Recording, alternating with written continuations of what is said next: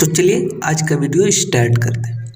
तो question screen पर दिखाई दे रहा है, देखिए सबसे पहला क्वेश्चन दिया है, जैसे 3 का संबंध है 30 से, उसी प्रकार से 7 का संबंध किस संख्या से होगा।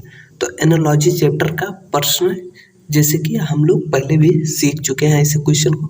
तो बट ट्राई करिए और बताइए कि 7 का संबंध किस संख्या से होगा। ऑप्शन भी आपको दिखाई दे रहा है, इसमें से कौन सा ऑप्शन सही होगा। तो बट ट्राई कर लीजिए।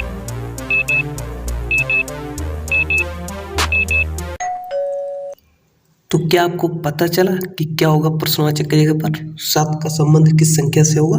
पता हो गया तो इसका उत्तर आप कमेंट में बता दीजिए। नहीं हुआ तो चलिए अब जान लेते हैं।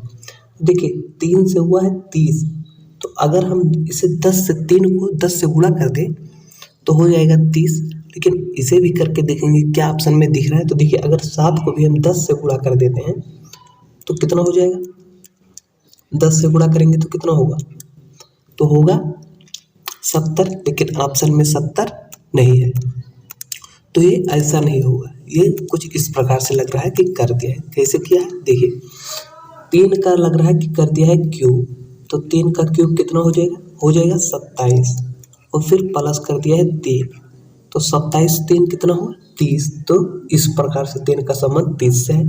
तो उसी प्रकार से 7 का संबंध भी हमें कर देना है। देखिए 7 का क्यूब कर देना है, तो 7 का क्यूब कितना होगा, 7 सत्ते 49 सत्ते 343। तो अब 343 हुआ,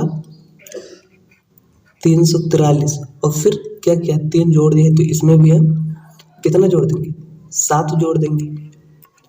तो 43 और 7 कितना हो जाएगा 50। तो 350 इसका सही ऑप्शन हो जाएगा। क्यों, क्योंकि इसी संख्या का क्यूब किया है और फिर यही संख्या जोड़ दिया। तो उसी प्रकार से 7 का क्यूब करके 7 ही जोड़ देते हैं, तो हो जाता है कितना 350।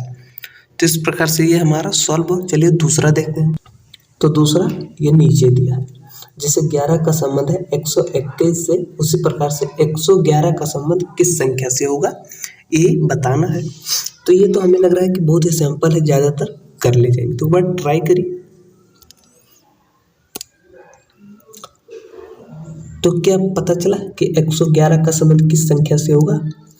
ये जो चारों ऑप्शन दिख रहा है इसमें से कौन सा ऑप्शन सही होगा, पता हो गया तो ठीक है, नहीं हो तो चलिए जान लेते हैं। तो देखिए ये बहुत ही सिंपल है। देखिए ये 11 से हुआ 121, तो सीधा दिख रहा है कि 11 का स्क्वायर होता है 121, तो लिख दिया 121। तो उसी प्रकार से 111 का भी हमें स्क्वायर कर देना है। तो देखिए 111 का स्क्वायर करना है तो बहुत बड़ी संख्या है। अब जिसे ट्रिक पता है वो तो कर लेगा, जिसे ट्रिक नहीं पता वो बहुत समय लगा देगा। तो इसका भी ट्रिक होता है, चलिए जान लेते हैं। देखिए 1 1 1 3 1 है, इसका स्क्वायर करना है।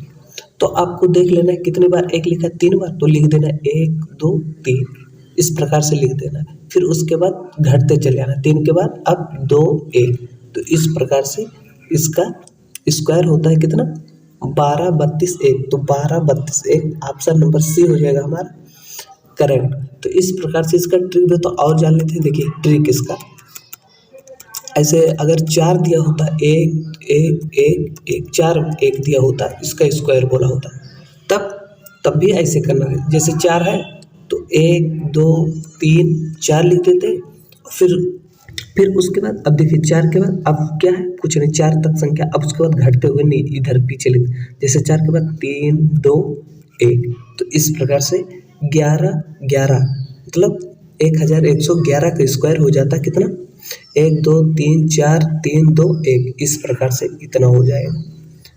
तो ऐसा ही इसका ट्रिक है, जिससे आप जब भी 1 1 1 का दिया रहे तो आप उसका स्क्वायर मात्र कुछ सेकंड में कर सकते हैं, चाहे जितना दिया हो, चाहे 2 3 4 5 6 बार दिया हो, इसका स्क्वायर करते। तो अब 6 बार लिखा है 1 1, तो अब 6 तक लिख देना है 1 2 3 4 5 और 6, फिर उसके बाद घटते हुए चले आना, जैसे 5 4 3 2 1, इस प्रकार से। तो इसका स्क्वायर इतना होता है। तो ये एक ट्रिक है जिसमें क्या है कि मात्र 1 1 दिया रहे उसका स्क्वायर बोले, तो आप इस तरीके से आप कर सकते हैं। तो इसका सही ऑप्शन हमारा हो जाएगा ऑप्शन नंबर सी। तो इस प्रकार से 2 क्वेश्चन थे, दोनों सॉल्व हुआ।